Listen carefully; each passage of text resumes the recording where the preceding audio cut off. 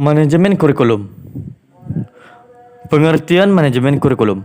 Manajemen berasal dari bahasa Latin dari kata manus yang artinya tangan dan ejar berarti melakukan. Kata-kata ini digabung menjadi kata manajer, bermakna menangani sesuatu menjadi seperti yang diinginkan dengan mendaya gunakan seluruh sumber daya yang ada. Kurikulum adalah sejumlah mata pelajaran di madrasah atau sekolah atau mata kuliah di perguruan tinggi yang harus ditempuh sampai memperoleh ijazah tingkat tertentu.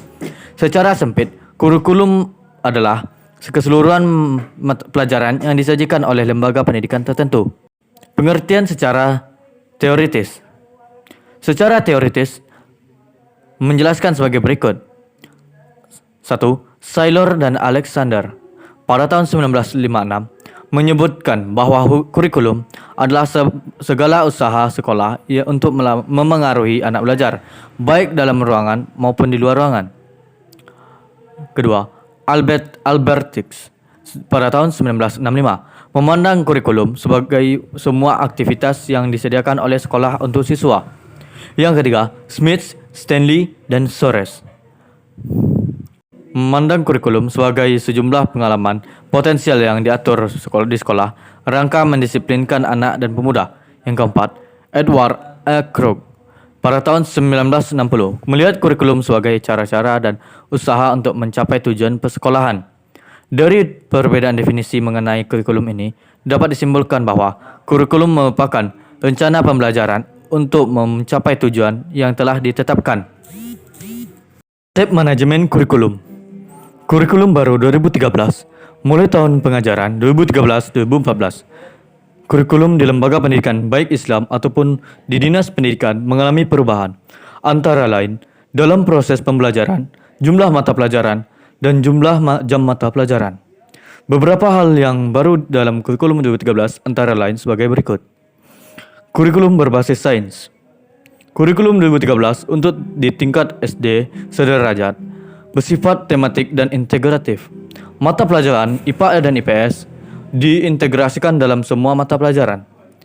Yang pertama, IPA menjadi materi pembahasan pelajaran bahasa Indonesia dan matematika. Yang kedua, IPS menjadi pembahasan materi pelajaran bahasa Indonesia dan PPKN.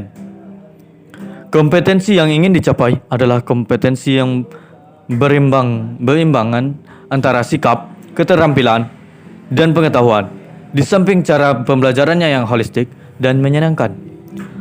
Proses pembelajaran menekankan aspek kognitif, afektif, psikomotorik melalui penilaian berbasis tes dan portofolio saling melengkapi. Kurikulum KTSP.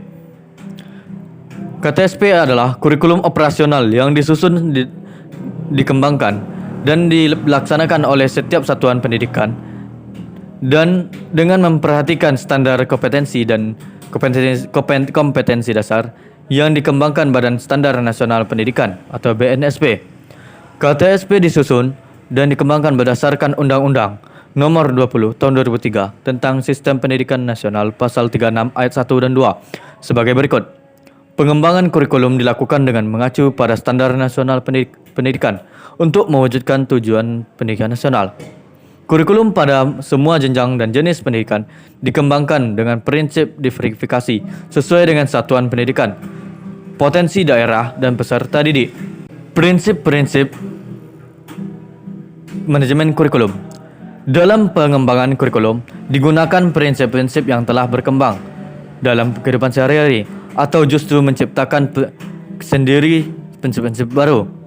Nana Syaudi Sukma Dinata tahun 1997 mengetengahkan prinsip-prinsip pengembangan kurikulum yang dibagi menjadi dua kelompok, yakni A. Prinsip-prinsip umum, relevan, fleksibilitas, kontinuitas, kreativitas, dan efektivitas. Yang B. Prinsip-prinsip khusus, prinsip berkenaan dengan tujuan pendidikan, pemilihan isi pendidikan, pemilihan proses belajar mengajar, pemilihan media dan alat pelajaran, dan pemilihan kegiatan. Teknik-teknik manajemen kurikulum. Teknik atau metode adalah cara yang digunakan untuk menyampaikan materi pelajaran dalam upaya mencapai tujuan kurikulum. Suatu metode mengandung pengertian terlaksananya kegiatan guru atau kegiatan mahasiswa dalam proses pembelajaran. Metode dilakukan dengan melalui prosedur tertentu. Metode atau strategi pembelajaran menempati fungsi yang penting dalam kurikulum karena memuat tugas-tugas yang perlu dikerjakan oleh siswa dan guru. Karena itu, penyusunan hendaknya berdasarkan analisa tugas yang mengacu pada tujuan kurikulum yang berdasarkan perilaku awal siswa. Dalam hubungan ini, ada 3 alternatif yang digunakan adalah sebagai berikut.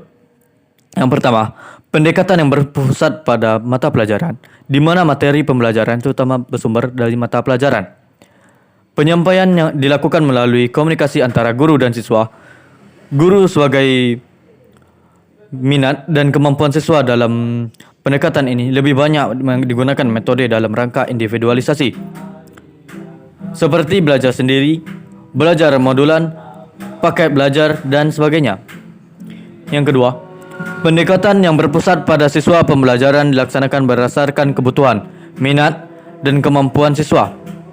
Yang ketiga, pendekatan yang berorientasi pada kehidupan masyarakat. Pendekatan ini bertujuan menginteraksi sekolah dan masyarakat untuk memperbaiki kehidupan masyarakat.